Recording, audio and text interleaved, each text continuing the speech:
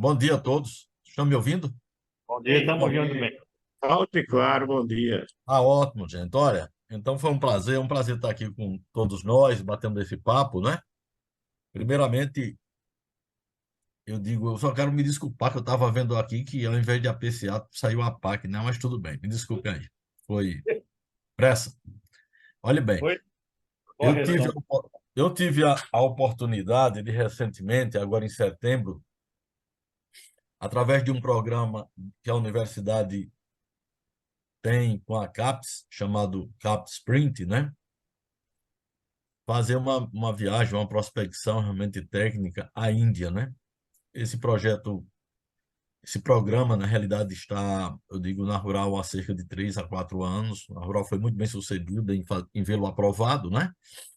E todos os anos tem saído realmente uma série de professores para outras universidades estrangeiras e tem vindo estudantes de doutorado e professores de estrangeiros também têm vindo ao Brasil. A minha opção foi ir à Índia, né? Ir à Índia por algumas razões que vocês vão ver. Mas aproveitei, tive lá por 2 semanas e nós vamos relatar exatamente aquilo que nós vimos. E o Geraldo realmente sugeriu um tema sobre essa questão alimentar, que é muito importante, é bom a gente comentar também. E ao final a gente abre para uma discussão, não é? E Geraldo, quando eu fizer assim, dá o ok, aí você já muda o slide, tá bem? Para não ficar repetindo, tá? Certo, vamos lá. Bom, Primeiro, bom, tá só naquela tela vizinha arriscada. Aquela tela vizinha arriscada. Oi. A outra. Aí. Legendas. Bom dia, bom dia. Tudo bem, Geraldo? Continuamos.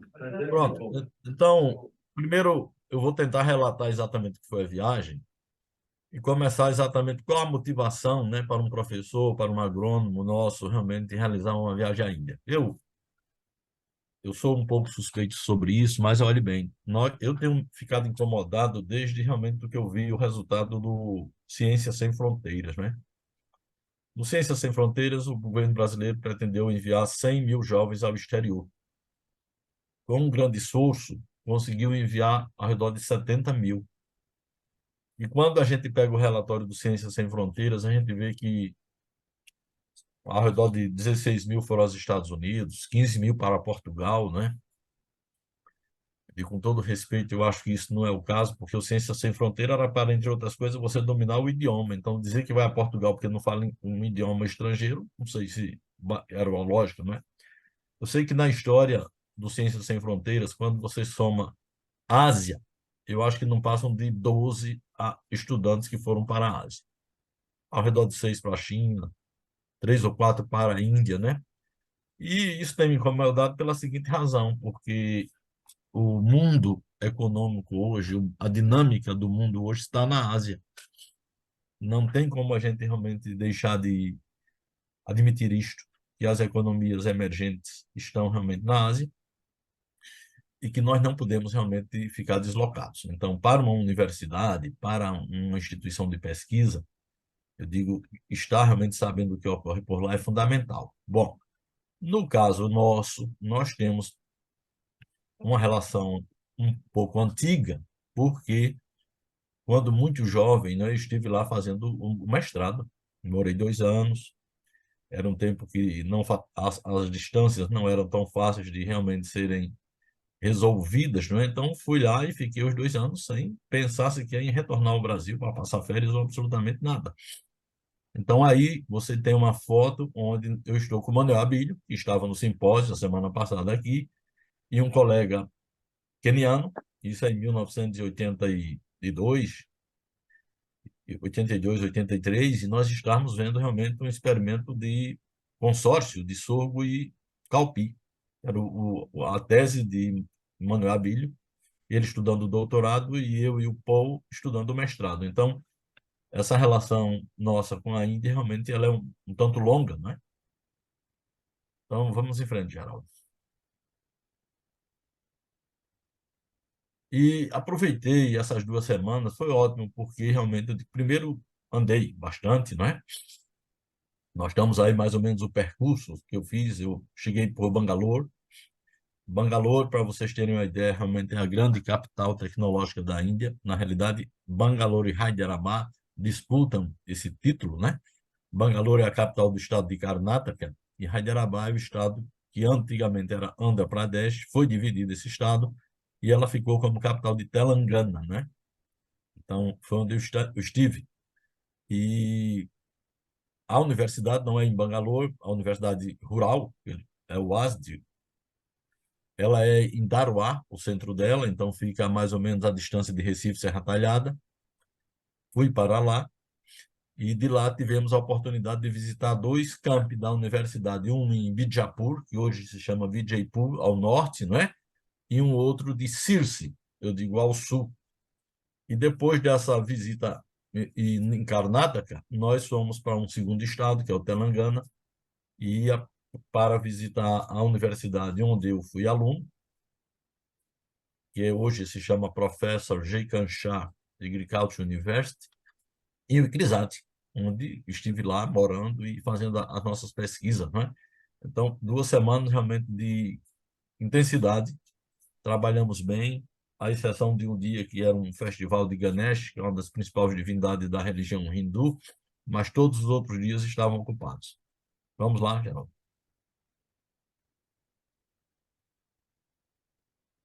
Vamos passando? Sim. Olha bem, gente.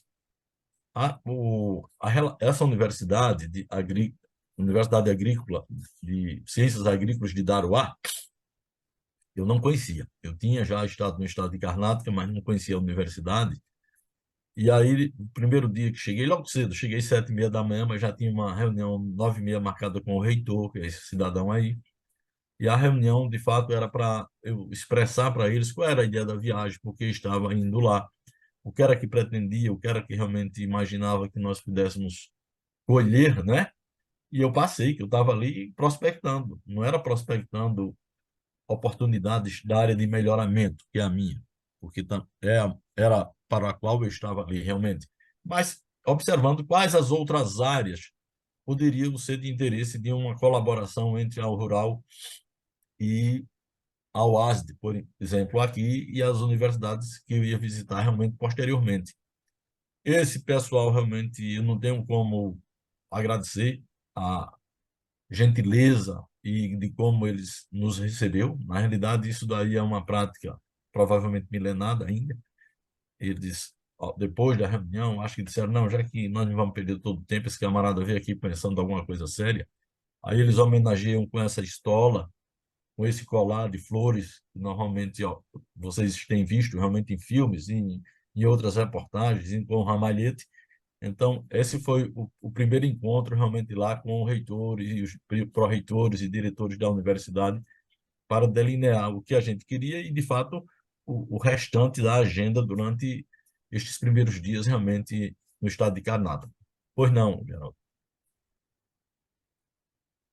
Então, logo após essa reunião, nós fomos ao campo, gente. E aqui vocês vejam a satisfação de nós estarmos aí com um grande número de professores em pés, quando eu estou aí, e à frente realmente esses jovens estudantes, né, de mestrado e doutorado, que fizeram questão de ir ao campo, cada um mostrar o trabalho que estava desenvolvendo, muito trabalho de campo mesmo, melhoramento de várias culturas, nós vamos ver.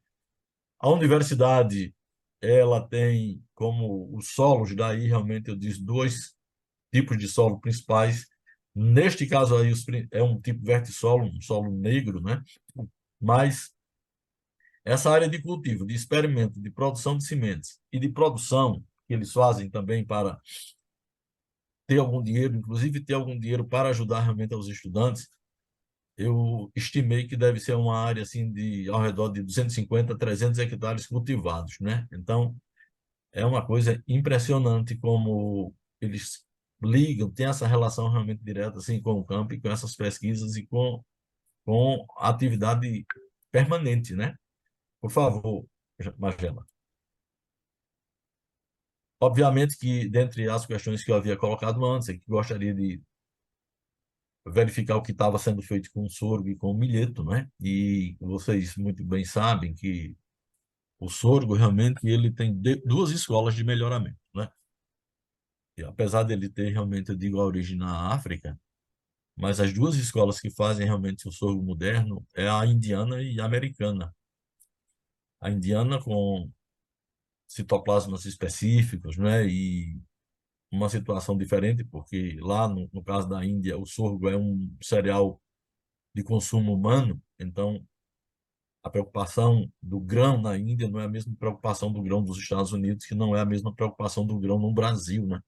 Lá eles têm aquele sorgo pérola, bonito, branco, liso, literalmente destinado à farinha para fazer os chapatis, os rotis e os outros pães, tipo panquecas, né? E aí, Tabosa, a gente vê que o professor estava mostrando exatamente os híbridos que têm sido liberados, todos de aptidão, dupla aptidão, né? Eu digo forrageira e granífera, porque esta panícula realmente, eu digo, não se discute. É alimentação humana. E o restante da palha realmente é a forragem. Então, eu espero que a gente possa realmente avançar na recepção de mais alguns genótipos deles realmente para testarmos. Muitos desses materiais originais do programa de melhoramento da Índia e melhoramento do ICRISAT, nós já tivemos aqui no IPA, né? E, lamentavelmente, eu digo, um dano na nossa Câmara de Cimentos fez com que realmente perdêssemos mais de 1.000 genótipos acessos de sorgo, só de sorgo, né? Mas eu quero ver se a gente dá reinicia esse trabalho de introdução e de trabalho com outros programas, porque a única forma de um programa de melhoramento avançar é se ele tem realmente recurso genético nas mãos e se ele tem contatos com outros. Então, isso aí foi o que me mostraram lá. Por favor. E na tarde deste dia, aí disseram, não, nós vamos agora, professor, já que o senhor realmente está aqui interessado nisso, vamos fazer uma reunião com melhoristas. Então, essa reunião da tarde aí, aquele cidadão que está lá ao fundo, eles chamam lá de diretor de pesquisa, é o equivalente à nossa pró-reitoria aqui de pesquisa, e nós estávamos nessa sala com 18 melhoristas, e ao redor de 5 ou 6 estavam viajando. Então, e cada melhorista desse, gentilmente, esteve aí, realmente, eu digo, dando o seu testemunho sobre o que era o programa, qual era a cultura, o que é que tinha feito, quais eram os materiais que tinham sido liberados, onde é que estavam sendo plantados. Então, você veja exatamente que não é fácil a gente, em qualquer universidade brasileira, com raras exceções, encontrar em um departamento de agronomia ou de melhoramento um número de 25 professores envolvidos com a atividade de melhoramento. Mas eu vou explicar por que isto tem sentido na Índia, né?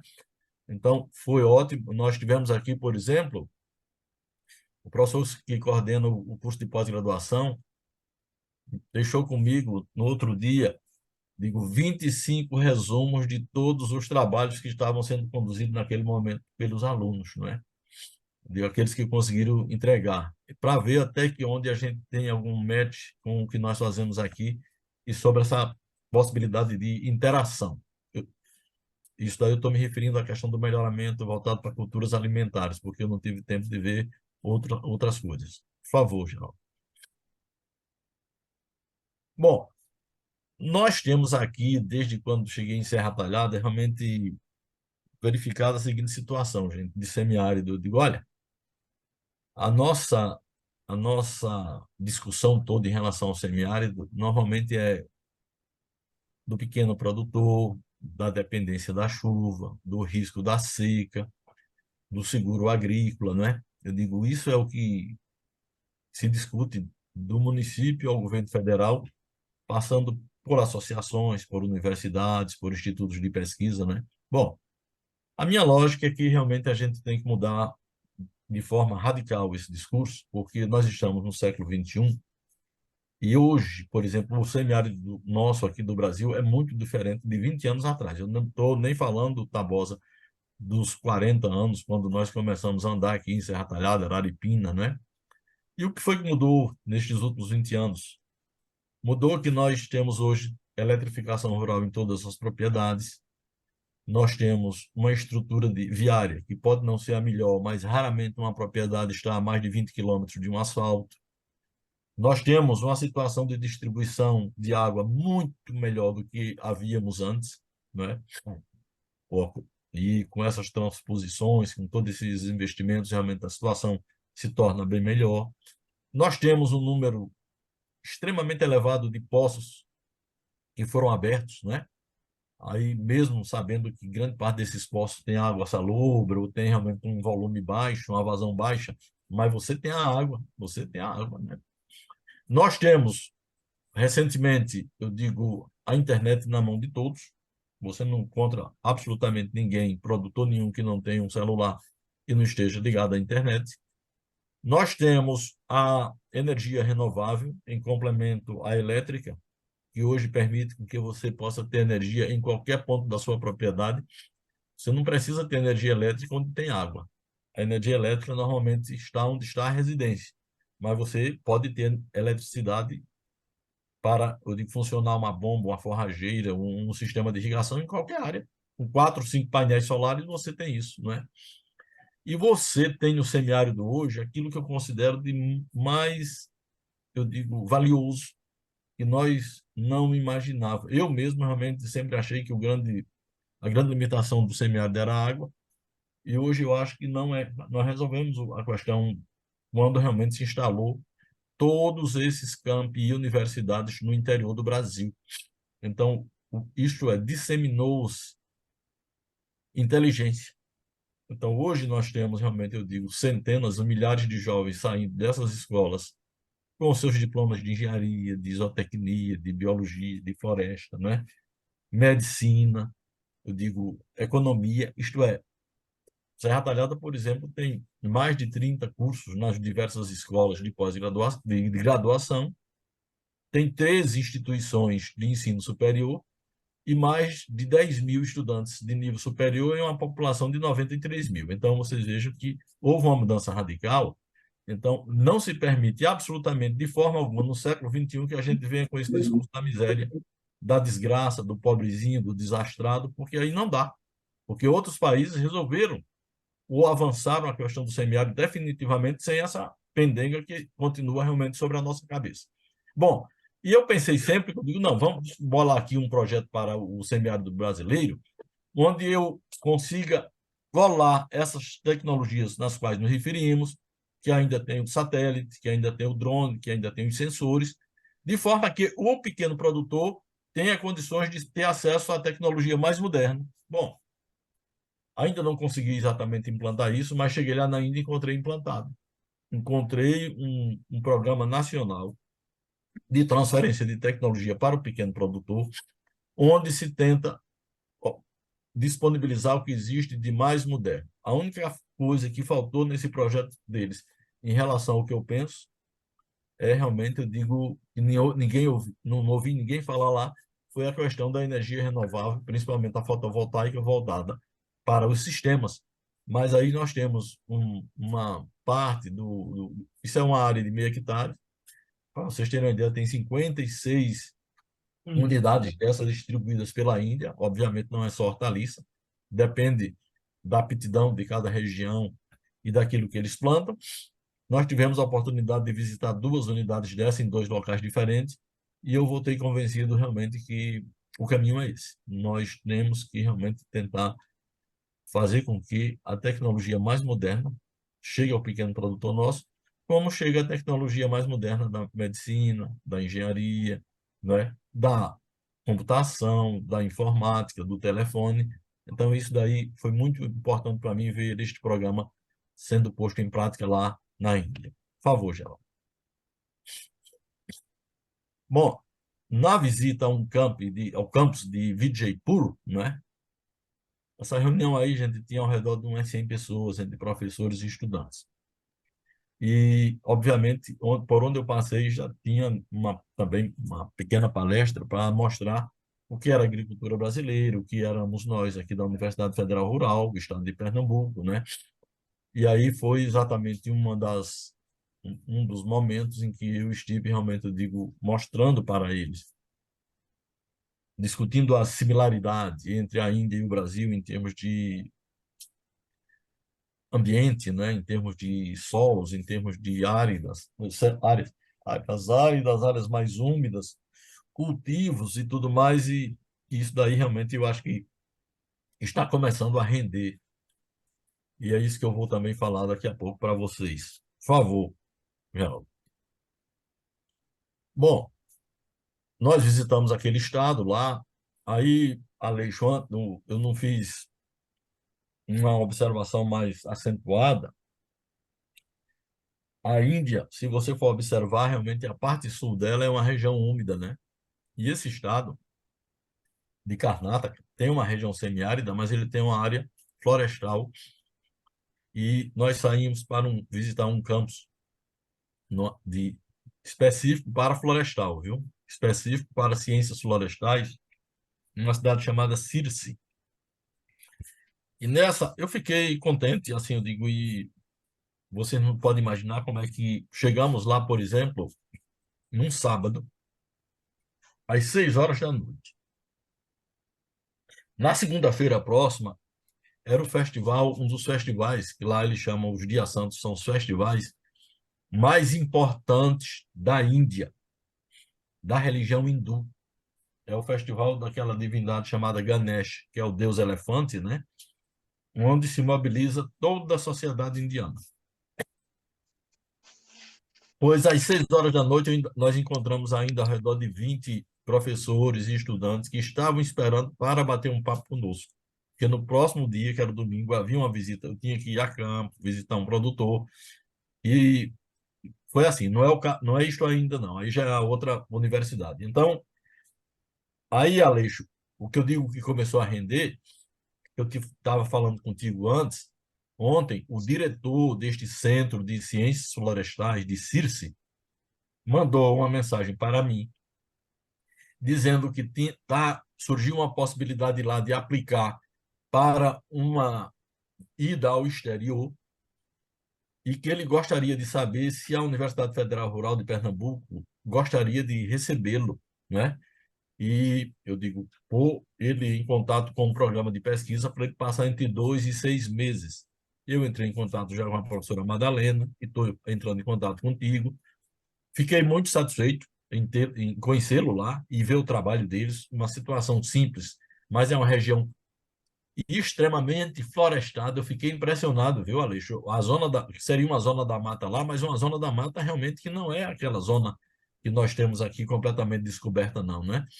O nome dele se chama Venkatesh e solicitei o currículo do professor Venkatesh para passar para você e você dar uma olhada aí se realmente como nós poderíamos aproveitar ao máximo, inclusive em algum momento, se ele vier, tendo a oportunidade de conhecer também a Caatinga, pelo menos para conhecer a Caatinga, né? Mas, bom, mas aqui não, aqui eu estou sendo recebido pela universidade onde eu estudei. Já é a Professor J. Shankar University, né? Aí também, tal qual aquela primeira, realmente estão os principais dirigentes dela, aquele cidadão, o reitor. Essa universidade está em uma transição, então estava sem o reitor, que lá eles chamam Vice Chancellor, mas estava o controller, que é quem estava respondendo pelo reitorado é o pró-reitor de administração. E esses cidadãos e essas senhoras que estão aí realmente são as professoras, diretoras de centro, coordenadores de programas de pesquisa, da extensão. Então, foi um bate-papo que eu tive com eles, uma apresentação sobre o Brasil, e aí já no estado de Telangana. Por favor, João. Eu eu fiquei extremamente contente, sabe, gente? Porque isso aqui é a universidade onde eu estudei, onde estava lá realmente, eu digo, há 40 anos atrás, indo para as aulas, né? As árvores cresceram, eu digo, mas a universidade realmente permanece a mesma, e ter a oportunidade de retornar à Índia foi muito bem. Depois de haver saído de lá, eu tinha ido apenas uma vez, eu fui lá no final de 2008, né? Mais uma, passei uma semana na Índia, mas uma visita oficial. E na visita oficial, obviamente que você está no país, mas você não emerge no país. Você não tem como, você não vai para o hotel que os indianos normalmente vão. Você não vai para o restaurante que os indianos vão. E dessa vez não. Dessa vez eu tive 2 semanas de imersão na nossa Índia. E aqui foi uma situação, depois daquela reunião com os professores e tudo mais, o professor que ficou aí responsável por me ciceronear, né? É o coordenador do programa de pós-graduação em melhoramento genético, e isso daí é uma das fotos lá. Por favor, Geraldo. Bom, no nosso caso lá, 2 dias eu passei na universidade e tive a oportunidade de visitar. Nós temos a universidade tem os departamentos e tem os institutos de pesquisa. Esses institutos de pesquisa normalmente são a associação entre a universidade e o ICAR, o ICAR. Esse ICAR é alguma coisa parecida com a Embrapa de lá. É a Embrapa, eu digo, a nível nacional, mas o ICAR está envolvido com a pesquisa, está envolvido com a educação, está envolvido com a extensão também. Então, nesse caso aqui, eles têm os centros de milho, tem um Centro Nacional de Milho, como o nosso aqui, e aqui tem subcentros ou centros regionais de melhoramento, por exemplo. Esse aí é na universidade lá onde eu estive estudando, e nos receberam. Aí, Tabosa, perguntaram como era a questão agrícola aqui, o que era que nós plantávamos, que materiais nós plantávamos, né? E eu falei que plantava-se realmente, eu digo, desde o híbrido, geneticamente modificado, as variedades, e eu sei o seguinte, que a agricultura comercial, e eu digo agricultura comercial, lá não é agricultura grande, porque a Índia, a maioria dos produtores deve ter ao redor de 1 hectare ou menos de 1 hectare. Só usam híbridos, sejam híbridos desenvolvidos pela universidade ou híbridos da iniciativa privada, das empresas privadas, mas predominantemente hoje o milho o milho ele é cultivado realmente com materiais híbridos, isto é, e é por isso que também avançou-se muito na questão das produtividades por lá. Ficamos de, ao se estabelecer a relação, tem um memorando de entendimento que está sendo realmente feito com essas universidades, ocorrer, nós podemos receber também genótipos de milho para testarmos aqui no estado de Pernambuco. Por favor. Bom, por último, entre as instituições, nós voltamos ao ICRISAT, né? ICRISAT, esse Instituto Internacional de Pesquisa para o Trópico Semiárido, né? Eu digo, foi onde morei lá durante 2 anos. Gabriel também, eu vou chamar a atenção sobre isso. E um dos 16 centros internacionais de pesquisa, a exemplo do CIMMET, né, que está lá no México, o México com o trigo e o milho, o IRI nas Filipinas com o arroz, né? O CIAT aqui na Colômbia, eu digo, e tantos outros. O Icarda quase foi destruído durante essa guerra da Síria, que era em Alepo. Inclusive, seu diretor foi morto pelo bombardeio, está relocado hoje, ele não está mais na Síria. Mas eu digo, voltar ao ICRISAT é uma coisa importante. Vocês estão vendo aí o pano de fundo, esse campo de milheto, né? Eu digo, de melhoramento de milheto, e foi o que nós tentamos recosturar as relações com esses programas de melhoramento e de pesquisa, com as 5 culturas. O ICRISAT é responsável por 5 culturas: sorgo, milheto, eu digo, o grão de bico, o feijão guandu e o amendoim. Eu digo, de minha parte, nesse momento, as discussões se deram com o grupo de sorgo, o grupo de milheto e o grupo de feijão guandu, né? Por favor, Jean. Voltando, né, Tabosa, a ver exatamente os campos de melhoramento de milheto, digo, a condução realmente dos ensaios. Por exemplo, nós temos aqui trabalhado muito próximo com Tabosa, e agora mesmo eu estava no campo para a gente completar a limpeza e, eu digo, a distribuição das fitas numa área de irrigação, onde segunda-feira provavelmente nós estamos semeando 76 progênies de milheto provenientes de seleções dentro da IPA Bulk 1, né? E quando chegar no mês de janeiro vai estar mais ou menos assim. Pode ser que as sacolas não sejam brancas, porque a sacola que nós temos, né, Tabosa, é sacola de papel marrom, mas eu digo, o objetivo é o mesmo, é exatamente fazer o melhoramento. No caso aqui é o milheto que a gente chama, aqui só se fala de milheto, mas é um dos 6 ou 7 espécies de milheto que se cultivam com intensidade no mundo, né? Por favor. Bom, os acadêmicos da PSA que estudaram na Índia. Estudaram, que eu me refiro, irem à Índia e terem um diploma, né? Eu digo, de um curso de longa duração, uma graduação, um mestrado, um doutorado, né? Então, tivemos aqui o nosso amigo saudoso Gabriel, que foi aquele que iniciou, né? Em 79, Gabriel foi fazer seu mestrado lá. Também como eu, estudando nessa universidade e indo todos os dias do instituto à universidade fazer tomar suas aulas, né? Eu digo, é uma história muito bonita de Gabriel. Saiu daqui com Fátima, recém-casados, primeira filha, Ana, nasceu lá na Índia, né?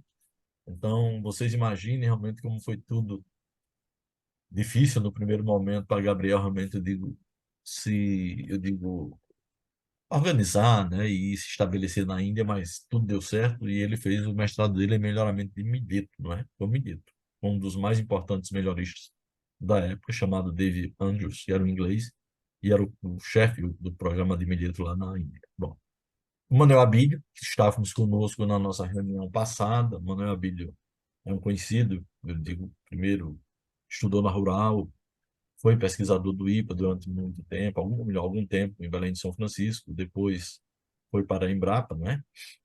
Depois da Embrapa, simultaneamente, no final do tempo dele da Embrapa, começou a ser professor da hoje UNEB, Universidade Estadual da Bahia, não é? O doutorado do Dr. Manuel Abílio foi em Cambridge, na Inglaterra, em sistemas de produção, e eu tive a oportunidade de conviver com o Manuel Abílio e abusar até da gentileza de Adelaide dele. E nos fins de semana sempre me convidavam para eu sair do Icrisate, que estava a 25, 30 quilômetros da cidade, e passar com eles. Então foi uma coisa assim maravilhosa. E o outro fui eu, que cheguei também em 81, um pouco depois de Manuel Abílio, e saí em 83, também um pouco depois, porque ele passou também 2 anos, ele veio da Inglaterra, ficou lá 2 anos, retornou para terminar sua tese de doutorado, né? Mas esses três realmente foi o que eu vi que foram lá realmente, eu digo, durante todo um curso. Não é teve também o Timóteo e o Ademar que tiveram lá em um curso importante, em uma especialização, mas não chegou exatamente a uma convivência assim de anos, né? Eu estou falando, esses são da nossa academia, viu? Por favor, Geraldo. Bom, deixamos os acordos em tramitação, os memorandos de entendimento, nas duas universidades no ICRISAT. E isso daí, gente, é o que vai facilitar a nossa recepção de material genético, facilitar projetos conjuntos, facilitar programas de intercâmbio. Eu espero que a gente tenha, e eu estou torcendo muito que a gente avance nisso e consiga exatamente, eu digo, retornar a uma relação mais próxima com a Índia, como nós tivemos há 40 anos atrás. Por favor, Geraldo. Bom, o título da palestra que Geraldo sugeriu, que eu tive que fazer algumas adaptações ao que tinha falado, inclusive sábado último, para a Confederação de Engenheiros Agrônomos do Brasil, sobre a questão populacional, né, gente? Veja bem que coisa interessante. Nós temos aqui o slide da esquerda, que está claro que o Brasil realmente está com 203 milhões de habitantes, 203 milhões de irmãos, né? Bom, a Índia, esse outro slide, esse eixo Y aqui é como se fosse hoje 2023, e em 2023 a Índia tem 1,440 bilhões de indianos. Então, olha bem, a Índia tem 7 vezes mais seres humanos do que o Brasil, né? Mas a Índia tem aproximadamente um terço, talvez um pouco mais de um terço da área brasileira.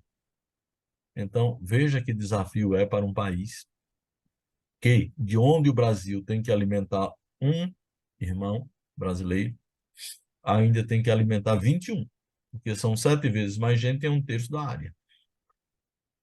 É uma coisa realmente a se pensar, porque ainda hoje, na maioria das pessoas, inclusive as pessoas que estão nas universidades, que estão realmente, eu digo em alguma área, não apenas da agronomia, mas engenharia, quem quer que seja, não consegue imaginar realmente uma situação dessa. Não dá para se conseguir imaginar uma situação dessa. Então, Veja o desafio que é. Então, ali nós temos esse eixo Y em 2023, e para você ter uma ideia, tem uma estimativa que até 2100 a Índia terá o dobro da população da Índia. Você imagina, o dobro da população da Índia, considerando os índices de crescimento demográfico que eles têm realmente apresentado até o momento, não é? Por favor, Geraldo. Bom, mas nós vamos a uma situação. E como é que a Índia está alimentando esses 300, ou melhor, 1 bilhão 440 milhões de pessoas, né? Nós, no Brasil, sempre mostramos um gráfico similar, que o nosso crescimento, né? Nossa produção tem sido realmente robusta, tem crescido a cada dia, isso devido à tecnologia, a contribuição de milhares de profissionais, de professores, de pesquisadores, de universidades, institutos de pesquisa, da Embrapa, da iniciativa privada, né, do produtor, e nós estamos produzindo ao redor de 285 milhões de toneladas de grãos, né? Mas é importante lembrar que a Índia, apesar de ter um terço da área, está produzindo 315 milhões de toneladas de grãos. Então, obviamente, para o Brasil, ter 285 milhões de toneladas e 200 milhões de pessoas, você tem ao redor de 1,4 kg de cereais por dia por pessoa.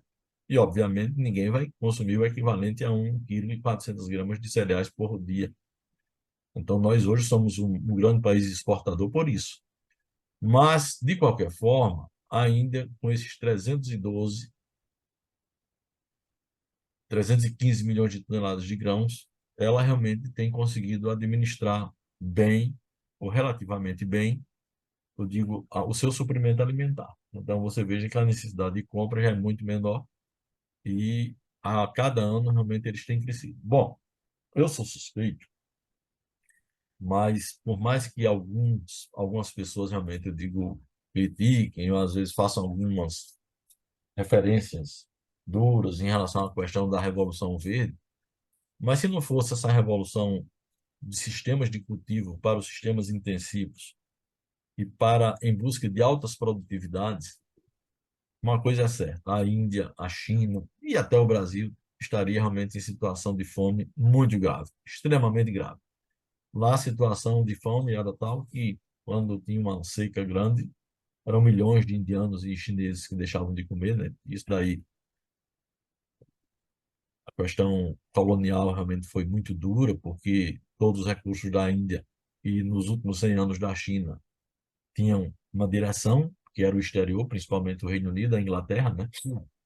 E para a Índia recuperar tudo isso de 1947 para hoje realmente foi uma coisa extraordinária, sabe? Muito importante mesmo. Por favor, Geraldo. Bom, nós temos aqui também duas situações. O Djalma está aí, Djalma Eusébio.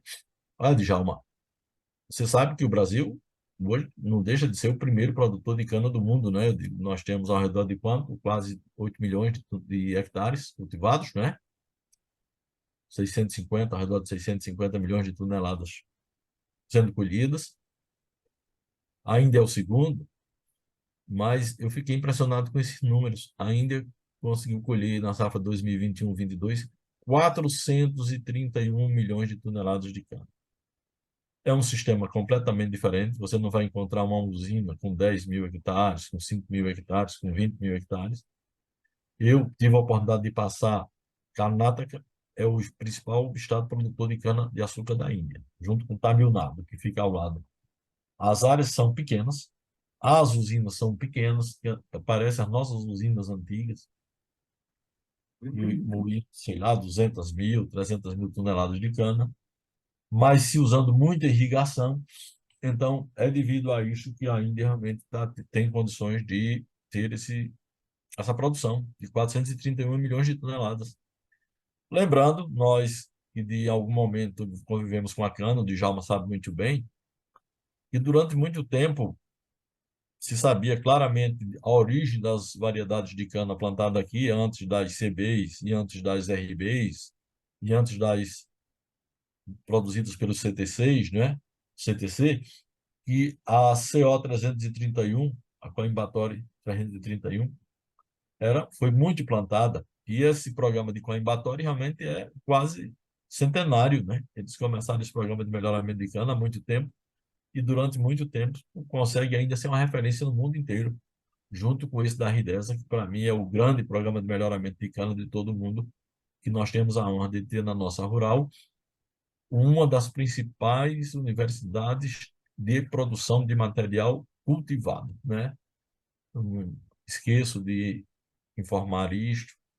Eu digo enaltecer o trabalho de Djalma Eusébio aqui, membro da nossa academia, e de Geraldo Veríssimo, que também foi um estudante da Rural em Alagoas, membro da Academia Brasileira de Ciência Agronômica, porque isso é uma coisa extraordinária. Mas isso nós estamos vendo o que ocorre na Índia. Por favor, Geraldo. Bom, aqui é uma situação interessante, gente. Está dizendo que pegou-se os principais países produtores, exportadores aqui, exportadores de commodities agrícolas e alimentos. E nós temos aqui entre 2016 e 2019. Então vamos nos concentrar no Brasil e na Índia. O Brasil, de 2016 para 2019, nós temos a primeira faixa, uma faixa lilás, não é? Que são a matéria-prima pura. Nós temos uma faixa mais escura, intermediária, que é o semiprocessado, e nós temos a faixa azul clara com alimentos processados, não é? O Brasil, em 2016, tinha 43% das suas exportações de produtos agrícolas eram, eu digo, matéria-prima não processada, né? Commodity. Em 2019, isso subiu para 50%. Então, é um alerta para o Brasil, porque nós não podemos realmente imaginar isso. Significa que nós perdemos uma pequena fração nos semiprocessados e nos processados, o que não é bom, porque nós vamos ser aquele grande exportador de matéria-prima, mas com baixa agregação de valor, né? A Índia era 52% de matérias-primas, commodities, já diminuiu um pouco, foi para 50%, né? Então, e aumentou o semiprocessado. Então, significa que realmente as exportações da Índia, elas estão realmente ganhando corpo, ganhando, digo, musculatura. São materiais mais valorizados que estão sendo exportados. Então, é esse quadro nos dá realmente uma ideia de como é que nós temos realmente que mudar um pouco e esforçar-se ao máximo para entrar nesse mercado de alimentos processados e semi-processados. Por favor, Geraldo. Bom, e aqui, gente, nós temos a seguinte situação. E para onde, o que está fazendo o agrônomo que sai das universidades indianas? Antes de falar disso, nesta Universidade de Daruá que eu estive, né, eu perguntei, professor, o nosso diretor lá, que estava comigo de pesquisa, né, Biradar, professor Biradar, qual é o número de estudantes que entram na universidade aqui por ano em agronomia? Aí ele me disse, 240 estudantes por ano. 240. Diga agora, e como é a retenção? Quantos desses 240 concluem o curso? Ele disse, olha, Geraldo, eu acredito que normalmente não mais do que 2 ou 3 não concluem o curso.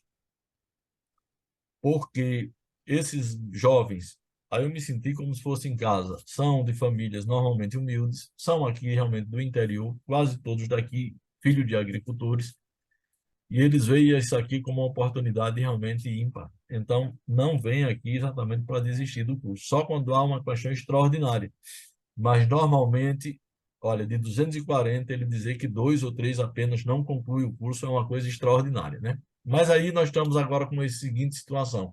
E para onde estão indo esses nossos agrônomos indianos? Essas barras verdes aqui, a primeira está dizendo que é envolvidos na gestão e na extensão, Agriculture Officer. Então, esse tipo de profissional é aquele realmente que tem o melhor salário. Normalmente é aqui também, quem vai Quem vai estar na administração sempre realmente tem um salário melhor do que quem está no campo. Bom, mas a segunda barra, aquele mais valorizado na Índia, é o agrônomo especializado em melhoramento de plantas. Aí é quando eu volto àquela situação do que foi a contribuição do melhoramento na agricultura indiana. Exatamente na semana posterior eu ter retornado, isto é, na última semana de setembro, faleceu um pesquisador chamado o Swaminathan, né? MS Swaminathan. O MS Swaminathan foi diretor do ICAR, que é a nossa a Embrapa, foi melhorista primeiro de carreira, foi diretor do ICA, foi diretor do IBRE, na Filipinas, e aí os indianos consideram ele como o grande arquiteto indiano da Revolução Verde indiana. Tem muito valor o professor Norman Borlaug, mas eles têm exatamente no professor Swaminathan aquele que é um grande exemplo. E quem resolveu o problema da produtividade lá foi exatamente o melhoramento e o manejo, né? Principalmente o manejo de fertilizantes, ou melhor, a eficiência do uso de nitrogênio e da água na produção de grãos. Então, ainda hoje se reflete isso, o investimento que é feito realmente na área do melhoramento. E aqui nós estamos em salários, né? Então, é um profissional valorizado. Ele é tão valorizado quanto o outro que está lá, realmente, eu digo, na área administrativa. Você veja que a segunda barra está dizendo ICAR Scientists, quer dizer, seria pesquisadores da Embrapa aqui. Quer dizer, o melhorista lá, seja florestal, seja de planta, seja animal, ele é valorizado no mercado tão, ou melhor, em um salário superior ao que pagaria a Embrapa aqui aos seus pesquisadores. Veja que coisa interessante, né? Então, isso aí dá uma ideia de como é que tem se dado realmente essa questão salarial e não cheguei a perguntar salário de ninguém, conversar com ninguém sobre isso, mas quando estava viajando sempre com dois, três professores, o que verifiquei é que realmente houve uma melhora substancial no salário do indiano de quando nós estávamos lá para hoje, né? Eu digo, a vida deles melhorou de modo geral e os salários desses professores e pesquisadores também. Por favor, Geraldo. Bom, mas aí vem mais uma situação. E uma coisa é você acompanhar a Índia, você se manter atualizado sobre a Índia, sobre a Ásia. Eu realmente tento me manter relativamente atualizado sobre a Ásia. Mas e por quê? O que é que faz? Será necessário a nossa universidade, o nosso Instituto IPA, buscar alguma cooperação com a Índia? Aqui tem algumas razões. Primeiro, eles têm crescido muito. A produção não é só de grãos, não, é de hortaliças, são de frutos, a atividade florestal, né? Hoje é um país de fortíssima base tecnológica, né? Extremamente forte. Eu digo, é um país que tem 5.000 anos de história, né?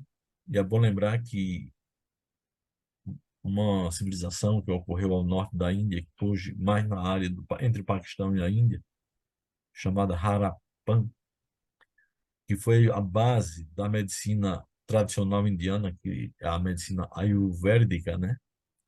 E tem registro, gente, que há 4.500 anos atrás, lá, essa civilização, a cidade de Harappa, já recebia estudantes estrangeiros, recebia estudantes chineses, vietnamitas, do Camboja, para estudar medicina na Índia há 4.500 anos atrás. Então, eu digo, não se faz um país com 5.000 anos realmente ao acaso, né?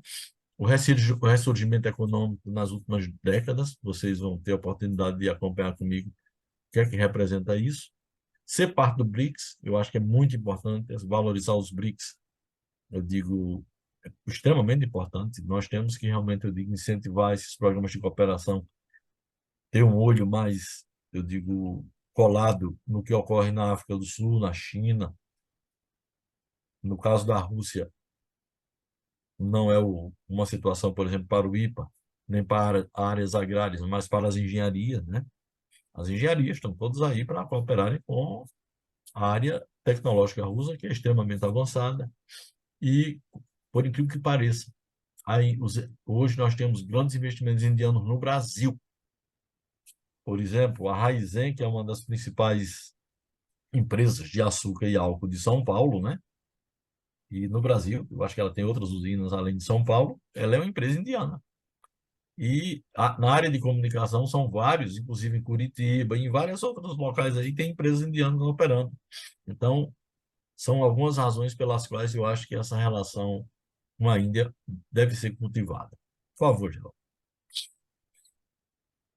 Bom, e a Ásia? Será que vale a pena realmente ser observada? Eu digo, olha,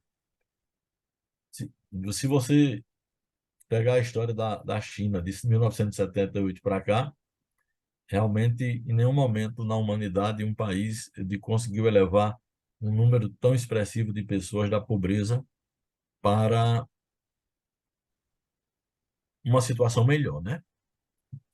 São milhões de chineses, milhões de indianos que realmente saíram da linha de pobreza nessas últimas décadas, né? E como eu havia falado, por exemplo, a Malásia, a Indonésia, a Tailândia, eu digo, o Vietnã, são países que basicamente fora de qualquer contexto, né? Mesmo a China, a Índia, normalmente quando se nós lemos ou vemos alguma coisa sobre a Índia, é aquela, como é que se diz, imagem caricata, né? Não, você foi lá, você comeu a comida de rua, você fez isso, fez aquilo, e aquela sujeira. Obviamente que para administrar uma população de 1,4 bilhão de pessoas não é fácil. Mas eu digo que realmente as coisas têm mudado. E mudado de forma rápida, né? Então a gente precisa ficar atento a isto. Por favor, Geraldo. E a mudança, ela se dá exatamente por isto. Nós temos aqui o PIB da Índia e o PIB global nos 21 e 22. A Índia, em 1991, ela entrou em colapso. O débito era tanto, ela não conseguia realmente fechar as contas. E para fechar essa conta, que tinha que comprar alimento e não estava produzindo o suficiente, ela tinha que tomar dinheiro emprestado ao FMI. Parecido com a história do Brasil aqui, né? Bom, e o FMI realmente, eu digo, andou solicitando algumas medidas duras econômicas e o que ainda fez foi uma desburocratização. Abriu a capacidade de investimento. E olha, gente, de 1991 para cá, ela ainda tem crescido acima de 5%.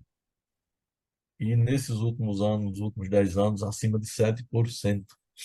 Então, quando você tem um país crescendo 30, 40 anos acima de 5, 6%, obviamente que as mudanças são claras, são nítidas, né? Eu digo, aí está uma situação que você vai ver que nem sempre os discursos aqui, e eu estava vendo o- a nossa mídia, a nossa análise econômica, ela é tão desastrada que realmente não tem como você imaginar.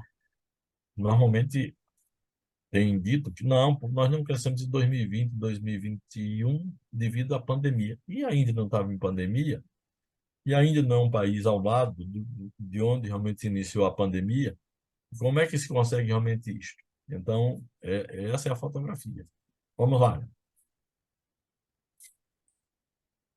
Geraldo, aí nós temos uma situação onde há um comparativo do PIB da Índia e do Brasil entre 1960 e uma projeção até 2030. Aí eu estava querendo, Geraldo, que você avançasse até o ano 2000, puxa lá na barra de baixo, vai para o ano 2000. Tá. Então, eu quero que vocês prestem atenção naquelas duas barras de cima, né? Que é a evolução do PIB dos dois países, né? O Brasil e o amarelo da Índia. Nos últimos anos, como é que isso tem avançado? Em 2015, você viu realmente que houve um deslocamento. O Brasil parou de crescer, absolutamente parou de crescer, e a Índia acelerou o crescimento dela. Então, pode colocar para aí funcionar. Vai para frente. E para em 2023, por favor, quando chegar lá. Olha bem a situação, viu?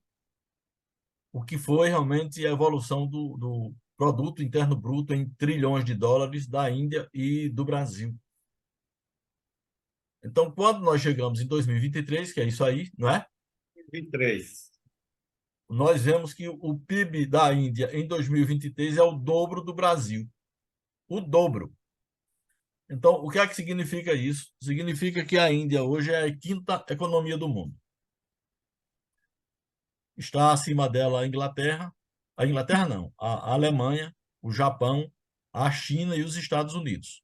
Bom, há cerca de 4 meses atrás, o primeiro-ministro Narendra Modi teve nos Estados Unidos, recebido lá com todo o rigor e respeito, né? E teve uma sessão no Congresso americano. E esse camarada vai lá no Congresso americano e diz: olha, vejam bem essa situação. Nós hoje somos a quinta economia do mundo e logo mais nós iremos ser a terceira. Então, o que é que representa aquilo, gente? Esse discurso dele representa que é um país que realmente, eu digo, se autovalorizou, né? Eu digo, e estabeleceu dentro da mente do indiano uma ideia realmente de que ele vai ser bem-sucedido e vai crescer. Então, nós estamos isso em 2023. Coloca o resto do vídeo para rodar, Geraldo, para chegar em 2030, só para a gente ter uma ideia.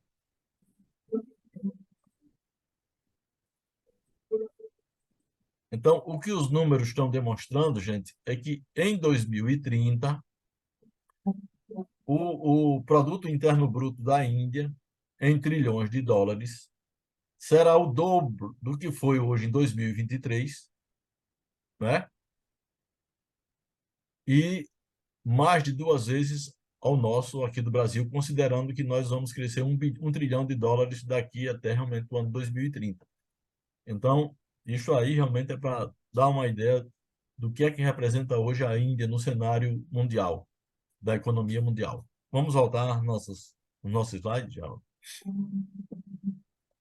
Bom, aí você pergunta, e por quê? O que é que ocorre, né? Eu digo, exemplos a se pensar. Então, uma infraestrutura rodoviária. Aí, eu sei que nessa história, quando nós estávamos lá e saíamos da universidade para o ICRISAT, do ICRISAT para a universidade, nós encontramos dezenas de mulheres carregando asfalto na cabeça e outras dezenas de homens, eu digo, compactando manualmente o asfalto, viu? E eu ficava impressionado, rapaz, que atraso de vida, né? Mas o pessoal explicava que fazia aquilo porque tinha que colocar emprego. Naquele tempo já tinham 850 milhões de pessoas e tinha que realmente utilizar esse pessoal. Bom, eu retorno agora, encontro Hyderabad com um baita do aeroporto, né? E ao sair realmente um elevado de alguns quilômetros até basicamente uma nova cidade que foi construída, que eles chamam o Distrito Financeiro, que na realidade é financeiro e de tecnologia. Aí chego na universidade e passo esses 2 dias e vão me levar no ICRISAT e diz, olha, daqui para o ICRISAT a gente poderia ir pelaquela rodovia que o senhor estava acostumado a andar quando era estudante, mas nós vamos utilizar o Rodonel, né? O Rodonel de Hyderabad. Diga, Rodonel, vamos ver. Aí entro nesse tal de Rodonel. Aqui nós temos 2 círculos aqui, né? Um menor, que é esse Rodonel onde eu andei, e o outro maior, metade azul e metade vermelho, que iniciou-se a construção dele o mês passado, quando eu estava lá, no final de setembro. Bom, esse rodoanel que foi feito em Hyderabad nesses últimos 15 anos, gente, são 158 quilômetros de 8 faixas. 150 quilômetros de 8 faixas. Pode passar, Geraldo, do próximo slide. Olha bem, foi isso que eu encontrei lá. 8 faixas nesse rodoanel. E, obviamente, quando chega perto das cidades e das vilas, realmente você tem que ter as faixas laterais, né? E vamos agora fazer um comparativo conosco. São Paulo, que é a nossa principal cidade, a mais importante cidade econômica da América Latina, tem um rodoanel que foi iniciado há 40 anos e ainda não foi concluído. E Recife,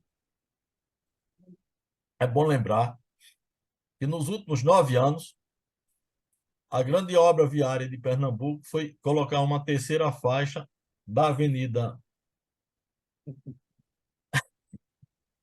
Abdias de Carvalho ao entroncamento da rodoviária. 8 quilômetros, né? Então, a diferença está aí. Eu digo, a gente tem que ver que realmente uma coisa como essa reflete a dinâmica econômica, o uso, a economia, o controle, né? Porque sem nós tomarmos um outro tipo de ideia e medida e decisão, a gente não vai sair absolutamente nunca disso. Está dizendo ali o Luiz Jorge que o Rodoanel de Recife é uma piada. É uma piada. É uma piada porque não conseguiram estabelecer nem o percurso. Nem o percurso é estabelecido. Imagine você se realmente são 30 quilômetros, mais ou menos, como é que vai ficar isso e até onde vai ficar isso. O percurso disso está sendo discutido desde o início ou melhor, 2004, no primeiro governo de Eduardo Campos. Então, é de fato uma piada. Então, a nossa situação, comparada com eles, com a Ásia, é esta aí que a gente pode ver. Por favor, Geraldo. Bom, aqui nós temos a outra situação, realmente, eu digo que é uma coisa impensável, né? Que é a digitalização da Índia, né? A Índia hoje, do 1 bilhão e 400 milhões, 700 milhões usam realmente um sistema de pagamento automático que é muito mais eficiente do que o Pix, se diga. Não é o Pix, é muito mais eficiente do que o Pix. E lá você compra, de fato, quase que foi abolido a moeda, a rúpia. Tudo é pago realmente, eu digo, com o sistema eletrônico. Da tapioca ao picolé, ao pão, a tudo que você imaginar. Todo mundo tem um celular e todo mundo paga. Então, e as estimativas dele é que realmente, eu digo, até, eu não sei, são 4 anos à frente, terá 1 bilhão de pessoas utilizando isso sistematicamente. Então, você fica impressionado e cai por terra qualquer exatamente justificativa de dizer, não, porque tem pessoas analfabetas, tem isso e aquilo, mas não tem analfabeto para comprar e para vender em canto nenhum do mundo. As pessoas sempre fizeram isso durante toda a história e continuam fazendo, só que agora estão fazendo de forma eletrônica. Então, essa é uma ideia para vocês verem a evolução de 2013. 2013 estava aqui, há 10 anos atrás. Eram 147 milhões de pessoas. Hoje está lá mais de 800 milhões de pessoas usando realmente o sistema eletrônico de pagamento automaticamente e somente ele. Por favor, Geraldo. Bom, as minhas conclusões é que a relação com o exterior é importante para as instituições de pesquisa, ensino e inovação, e é muito importante, porque, é como eu digo, o nosso conhecimento sobre a Ásia ele é extremamente reduzido, né? Ele é reduzido e ele é tendencioso. Normalmente, quando se fala da Ásia, se fala de forma pejorativa, né? Nós tivemos há pouco tempo uma situação em que a China era considerada realmente, eu digo, uma ameaça para o Brasil, né? E você pode imaginar, qualquer dono de empresa, que um cliente que compra 40% do seu produto e dá 60% do seu lucro ser considerado uma ameaça, ou tem alguma coisa equivocada, completamente errada. Então, o agronegócio brasileiro, ele, 40% dele é comprado pela China e 60% do lucro vem de lá. Então, olha bem como é a situação. Segundo, China, Índia, Coreia, Japão, Malásia, Indonésia, Tailândia, Vietnã, são civilizações milenares. Esse povo foi colonizado, foram colonizados, foram maltratados, a maioria deles, a Tailândia nunca foi, mas tem esses anos, esses milhares de anos de história, né? Então, fonte de aprendizado. Segundo, terceiro, são as economias mais dinâmicas do mundo. As economias mais dinâmicas do mundo estão na Ásia, né? Não tenho dúvida. Não está na Europa, em crise, não está nos Estados Unidos, também um ambiente fraturado, mais ainda fraturado do que o Brasil, está na Ásia. Então, é bom que se diga onde é que está a principal atividade econômica mundial hoje. Por favor, Geraldo. Bom, e a Índia, apesar de contar com uma população de 1 bilhão e 400 milhões de pessoas, alcança taxas de desenvolvimento invejáveis, né? Impensável. Isso aqui é bom lembrar, Geraldo. Em 1947, quando a Índia deixou de ser uma colônia inglesa, na realidade, o assalto da Inglaterra à Índia foi tal que hoje se estima que, se eles tivessem de pagar, teriam que pagar 43 trilhões de dólares e pegou uma Índia, que era um dos países mais ricos do mundo, e deixou a Índia realmente na extrema miséria, né? E em 1947, quando houve aquela partição completamente desastrada, dividir a Índia com o Paquistão, aquele rolo, o Churchill, que é o grande estadista inglês, a opinião dele era que a Índia era um caso sem esperança, era um caso de fome, fraturado, várias religiões, dezenas de idiomas, e nunca ia conseguir realmente prosperar, nunca ia ser nada, né? Então, hoje, a Índia, de vez em quando, está lembrando aos ingleses que a economia indiana é superior a deles e vai ser muito mais. Bom, o país tem conseguido a proeza de alimentar realmente esta população, temos como fundamento o avanço tecnológico. Então, o Brasil é um exemplo disso, o Brasil também é um exemplo disso, mas não é só ele realmente que tem movido-se nessa direção, e ainda está aí demonstrando que, com um terço da área, tem conseguido obter uma produção de grãos equivalente a um pouco superior ao do Brasil. Por favor, Geraldo. Pode passar. Bom, e eu tenho que agradecer esses professores que me receberam tão gentilmente lá. Eu me senti realmente em casa, na Índia, dessa vez. Nunca me senti tão em casa quanto agora, né?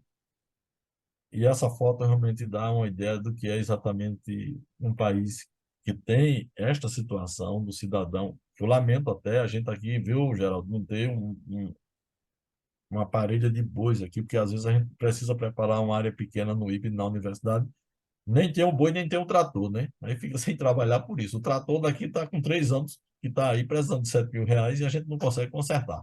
Mas a Índia é exatamente isso, do disco ali recebendo a imagem dos satélites ao cidadão, que essa fotografia dele com os animais podia ser uma fotografia de 1.000 anos atrás.